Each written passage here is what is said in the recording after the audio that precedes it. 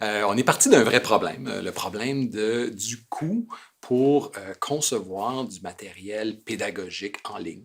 Le projet, en fait, a eu lieu avant la pandémie, à un moment où, vous savez, là, venir faire des capsules ici à l'audiovisuel, là, ben, ça coûte quelque chose. Il y a un vrai coût, là, souvent, d'avoir une qualité dans le matériel pédagogique audiovisuel.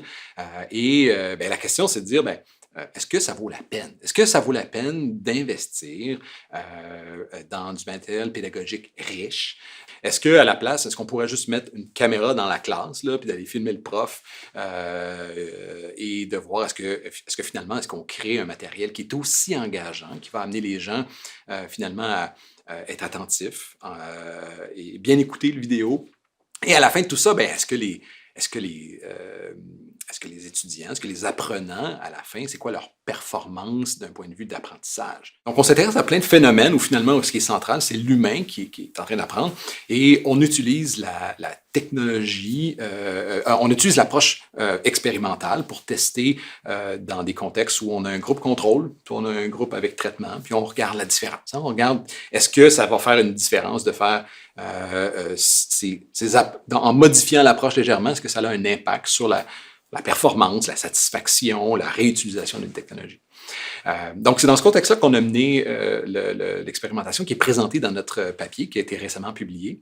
Ce qui est unique là, dans l'approche, puis la raison pour laquelle on a réussi à le publier dans un journal assez prestigieux là, en neurosciences, c'est que c'est une utilisation d'une mesure neuroscientifique pour venir capter ce qui se passe réellement durant l'apprentissage. Mais pour comprendre qu'est-ce qui crée l'effet, surtout en éducation, ce qui est complexe, c'est un peu le paradoxe, c'est de dire, ben, ce qui se passe pendant, hein, de manière automatique et un peu inconsciente.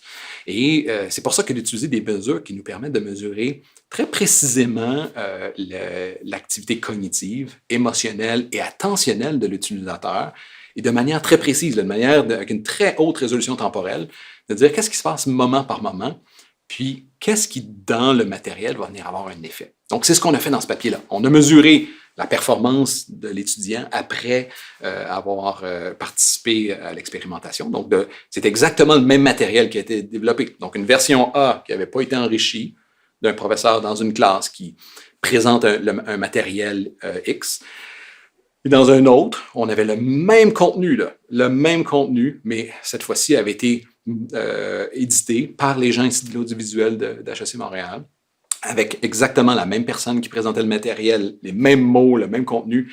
Et là, il y a des étudiants d'HEC qui n'avaient pas vu ce cours-là, parce que c'est du matériel qu'on utilise réellement dans un cours. Là. Donc, des étudiants qui n'avaient pas fait le cours encore, qui sont venus en laboratoire, qui ont fait un premier quiz pour voir quelle était leur connaissance avant de faire l'expérimentation.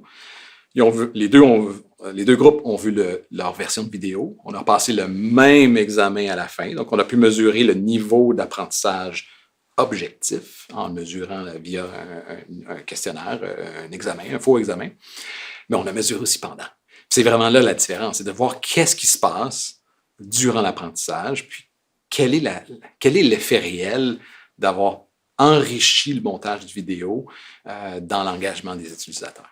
D'abord, la bonne nouvelle, d'un point de vue de ma préconception, là, moi j'ai toujours cru que d'enrichir le matériel audiovisuel, que ça avait un effet, puis notre hypothèse était que c'était le cas, puis ça s'est révélé effectivement que le matériel enrichi parvient sur une période de 7 minutes. Hein, donc c'est des petits clips, hein, vous savez, c'est l'idée là, du matériel audiovisuel où on veut créer finalement un engagement puis on le ramène dans des micro-segments d'apprentissage. Donc, notre choix avait été à ce moment-là de choisir 7 minutes. Et ce choix-là est un peu arbitraire. Là. On pourrait, dans le futur, refaire l'expérience puis tester avec des temps différents. Là. Mais sur une période de 7 minutes, lorsqu'on regarde finalement la trajectoire d'engagement, puis l'engagement, il est multidimensionnel, il est cognitif, hein? C'est mon engagement à tenter de comprendre, mon engagement émotionnel, à réagir aux stimuli visuels qu'on me présente, donc à rester finalement engagé. Quelqu'un d'engagé, c'est quelqu'un qui va mobiliser ses ressources émotionnelles finalement à ce qu'on lui présente. Hein? C'est pas quelqu'un qui va être complètement overwhelmed parce que la situation est trop difficile ou qui va devenir apathique, qui va se désengager, puis finalement qui va un peu être dans la lune, dormir, là, finalement. On a l'attention visuelle qui est là, mais on voit que la personne est plus émotionnellement engagée. Donc, c'est l'attention, c'est le contexte cognitif, attentionnel et visuel. Ce qui est étonnant, c'est que le matériel visuel qui n'a pas été enrichi, celui qu'on a une caméra dans une classe où on voit l'enseignante qui est là avec les élèves, génère une réaction émotionnelle initiale plus grande. Hein, c'est un humain. Nous, on est bons, les humains. On est wired up là, pour détecter des humains. On voit un visage d'humain. Les gens sont plus engagés dans les premiers moments. Il y a une différence significative sur l'engagement émotionnel de voir un autre humain.